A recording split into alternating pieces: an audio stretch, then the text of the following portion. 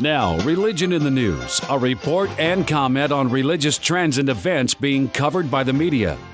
This week's item is from the Associated Press, January 28, 2007, with the headline, Stripped of Spiritualism, Yoga Stretches into Public Schools.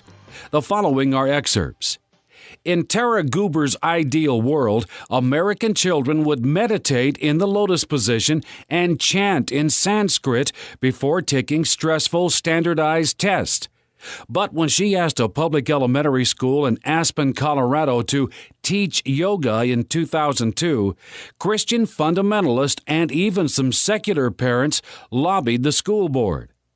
They argued that yoga's Hindu roots conflicted with Christian teachings, and that using it in school might violate the separation of church and state. Portrayed as a New Age nut out to brainwash young minds, Goober crafted a new curriculum that eliminated chanting and translated Sanskrit into kid-friendly English. Yogic panting became bunny breathing, and meditation became time in. I stripped every piece of anything that anyone could vaguely construe as spiritual or religious out of the program, Goober said. Dave, then why didn't she just send them down to the gym, okay, to a phys ed class?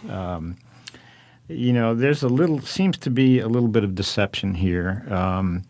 If you find that what's on your heart, and she said in her ideal world, this is what she wanted to teach, but it wasn't acceptable, well, she found ways to disguise, I believe, what was on her heart to continue teaching it. She's not interested in just the physical aspects of this, obviously, from what she says.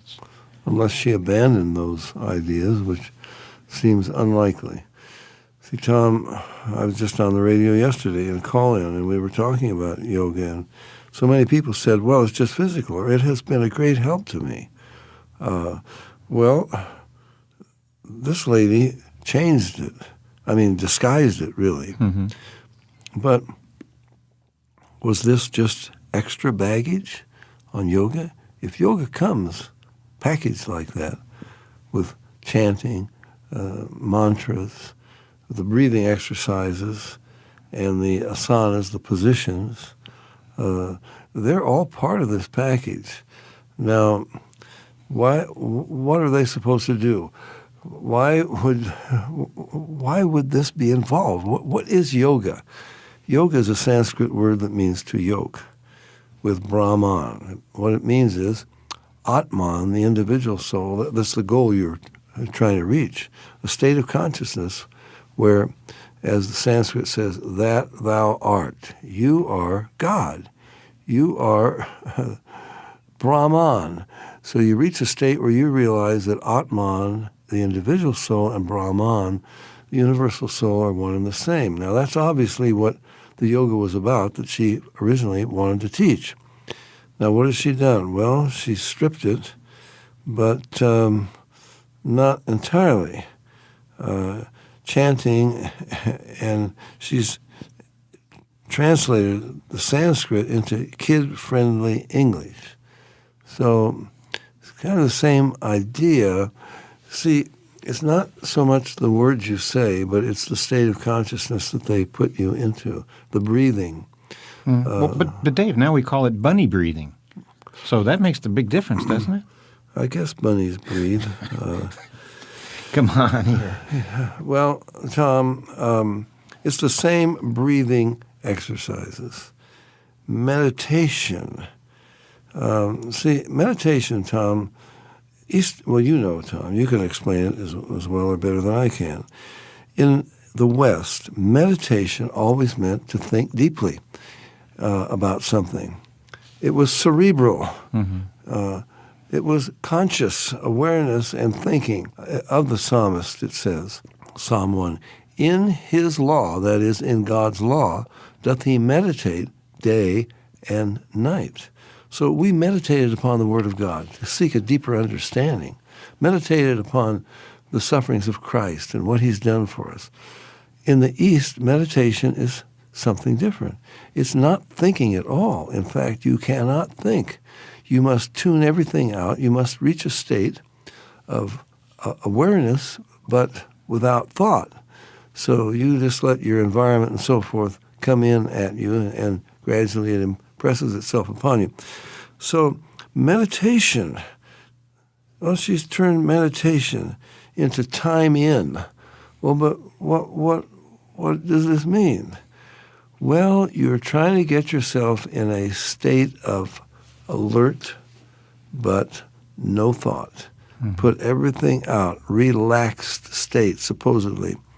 And the yogis will tell you, you are opening the door.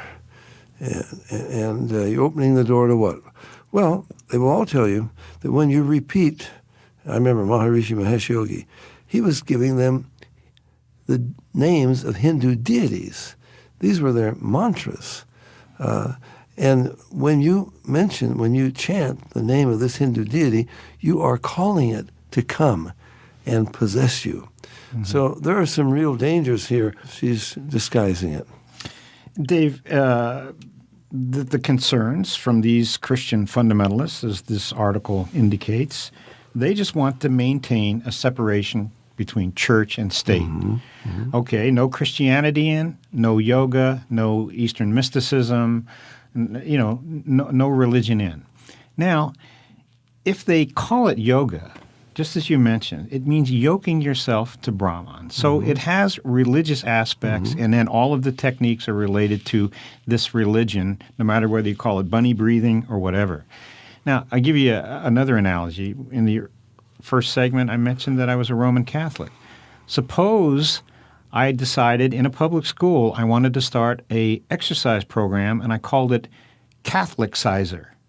And in this exercise, I had genuflecting, I had making the signs of the cross, I had dipping in holy water, I had running my fingers over the beads and so on.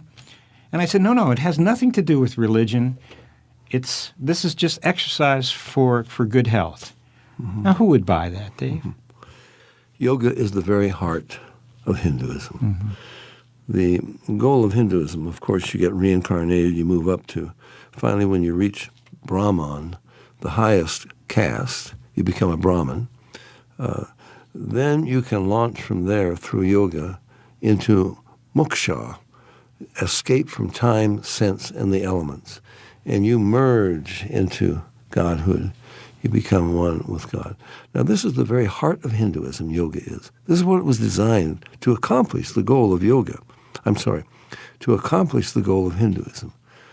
Now, how can you say, but we can have that in the public school, but we can't have Christianity? Right. There's something desperately wrong here. Well, one other item, Dave. We know there are many books now being published called Christian Yoga. Right. Wow.